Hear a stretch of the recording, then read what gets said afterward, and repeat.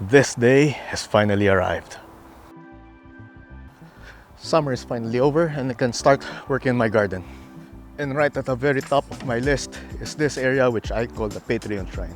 Now I started working on this in autumn last year or probably closer to winter. But in any case, it's been a while since I'd done any work in here. And as you can see, everything is looking, what's that word? Overgrown. So before I get to do anything else, I would need to clean it up. I've patterned this design after the 12 Apostles. It is a rock formation out in the Great Ocean Road, somewhere in Victoria, Australia. And what you see here in front is what I call the Sea of Blue. Now I have to start cleaning it up, so consider this trash tag Sea of Blue.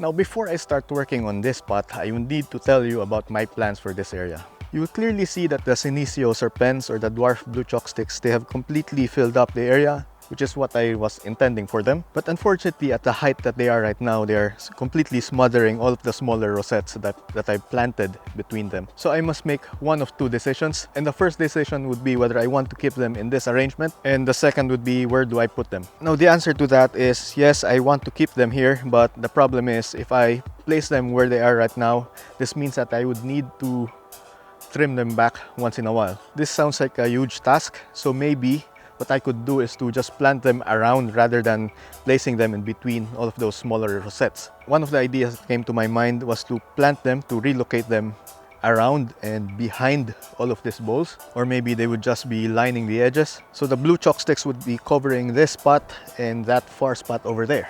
And filling up the gaps in between all of these bowls would be the smaller rosettes, the lower rosettes. That way they would have a better visibility right here. If you look at them right now, the smaller rosettes are barely visible. The blue chalksticks are smothering them and they're not making much of an impact.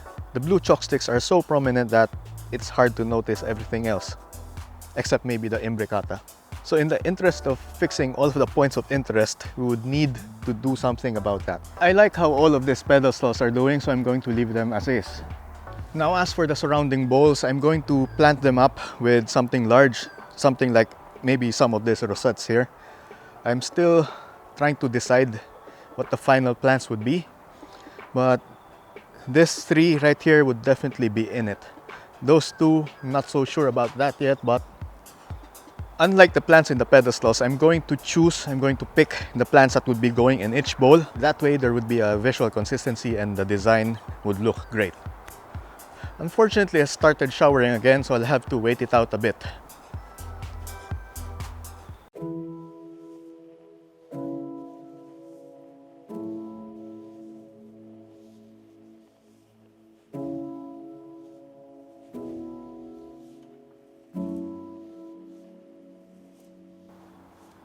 You know what?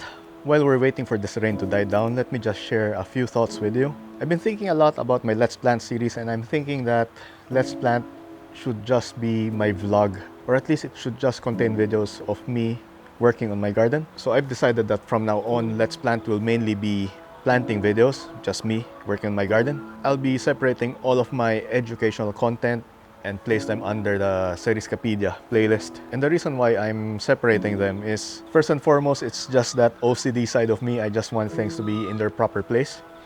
And secondly, it takes a lot of time for me to produce a script for my educational monologues because I do a lot of research, a lot of fact-checking before I work on my outline. And since I do this reading in between work, I usually find that I do not have as much time as I want to. So long story short, those monologues take me a lot of time to prepare for. On the other hand, videos like my plant videos, my building videos, these are a lot easier to work on, I think, because it's mainly spontaneous. I just film whatever I'm doing at the moment, although I do try to make a story out of it. But to put it simply, my planting videos are easier to produce compared to my research or my monologue videos. So moving forward, I'm going to constrain Let's Plant to just include stuff in my garden, while everything else would be falling under another playlist or another brand, so to speak. As for my release schedule, it would no longer be a Let's Plant video every week. It would be alternating between Let's Plant and whatever content I do, depending on which one is ready for upload. So there might be lots of times where I manage to do a lot of stuff in the garden, which means that I have a lot of Let's Plant videos. I'll be pushing them out one after the other, but when the time comes that I'm able to finish working on my educational content, then I'll publish that one next. And if there's a lot of video, a lot of content for me to go over, I might even do a multiple release every week, because right now I'm doing it at once a week. But if there's a lot of stuff to share, then I won't mind releasing more than one video a week. And I anticipate this happening now that I'm starting to get back into planting. There's definitely lots of things to be done in my garden. I just hope this rain ends soon so we could get back to it.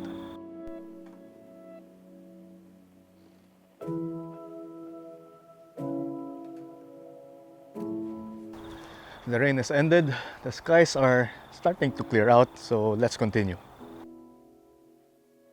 Another thing that I wanted to work on is this transition space right here. This is between the mound and the sea of blue.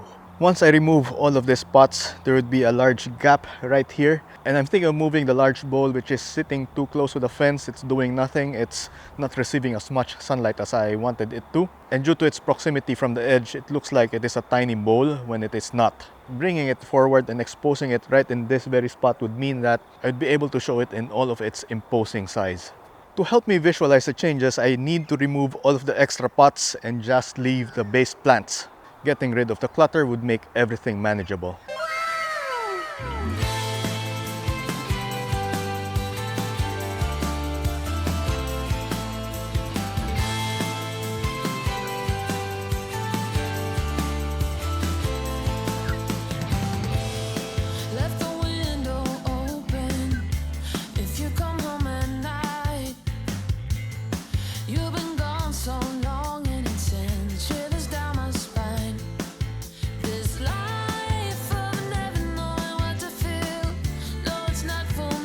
Here's how it looks like without all of the clutter.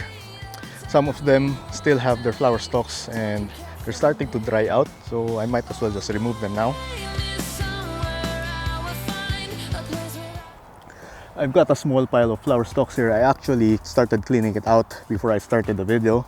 Yep, lots of dry stuff there.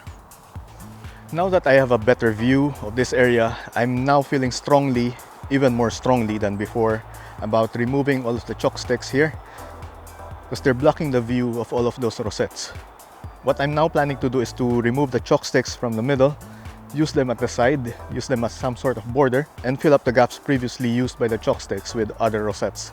I've got a bunch of other blue rosettes somewhere, I don't know, laying around in the garden, so I don't think I'll have any problems there. I'm just going to chop off the tips, the growing tips, the chalk sticks, and reuse them in other landscapes. As for the rest of the plant, I don't know. I might use them for swaps or just bin them.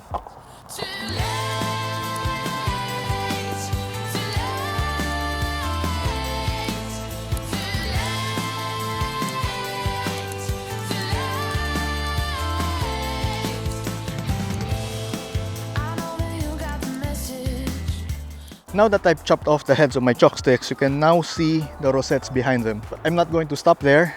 Like I said, I'm going to pull out all of the stumps and clear up the area. This is going to be lots of work, so let's just skip to the end.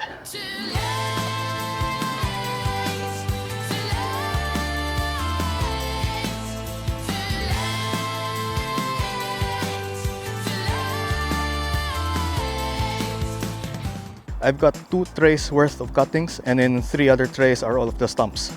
I'm going to discard these ones, and I'll keep this either for my own planting or I could probably sell them. If I do decide to sell them, make sure to watch out in the plant shop. Now that the area is clear again, I have a blank canvas to work in. I'll be going around my garden and see what sort of light colored rosettes I have laying around. I believe I have lots of elegance, lots of violet queens. I should have some domingos as well. Maybe even throw in some lilacinas and topsy-turvies. Yeah, I think those would look great here. If you recall the original build video for this, I wanted to create a gradient of blue and the darker ones would be over here. lighter ones be closer to the pedestals. As you can see, I've got some light colored plants here. Unfortunately, they're not as white as I want them to be because they have been smothered by the other plants. They haven't been receiving enough sunlight. And now that I've exposed them, they would be getting the colors that I originally intended. In the next episode, I'll be focused on filling up the gaps. I might even rearrange the existing plants that you see here. And in the far left side, I'll be placing the bowl, the large bowl that I pointed out earlier. That's going to be a heavy task. It's something that has to be done. I'll be rounding up all of my light colored rosettes in preparation for filling up the gaps in my sea of blue. So I'll see you in the next episode. Bye.